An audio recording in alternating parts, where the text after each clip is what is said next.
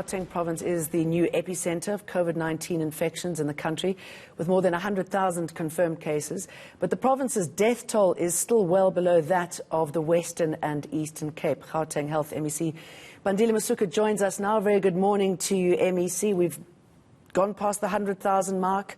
The storm is here. Are we ready for it in Gauteng? We are weathering the storm now. We are in the process of weathering the storm, and it's a matter that we will have to grapple with. Issues that we have to respond on every challenge as it comes up on real time. Now we are no longer in the point of planning or discussing any plan. It's just the issue of responding to each and every challenge or crisis as it actually emerges. And I think it's only about that we have to roll with the punches and be able to actually deal with it. But the storm is here, so there's no time now to be sitting and discussing plans. I heard that hospitals at this stage are just coping. If it continues at this trajectory, are we going to be in trouble?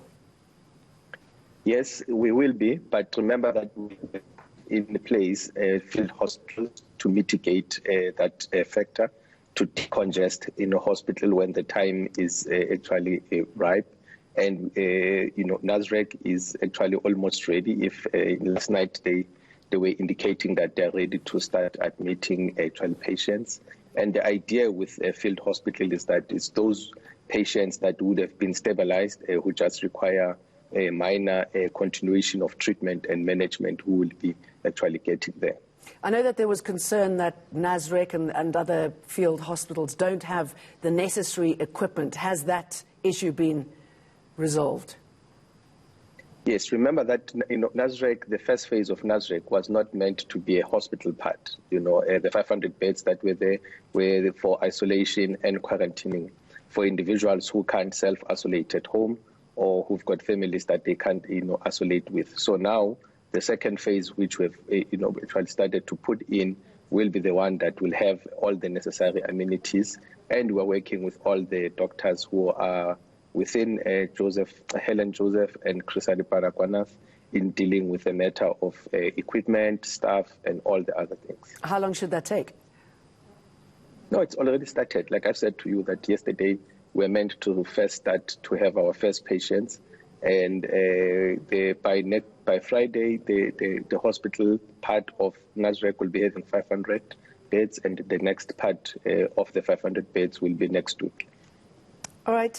We know that taxis are allowed to operate at 100% capacity. How are you absorbing that into the reality of the storm that we are in? There are anxieties that we have, but there are a few things that we can be able to mitigate. That fact when people are in a taxi, I think wearing a mask is a good start. And the second one, just pulling down the windows so that there's proper ventilation in the taxi. It's one of those that we can mitigate. And people normally who suffer in the taxi or who get infected are the taxi conductors and the drivers. All right, MEC, thank you for that.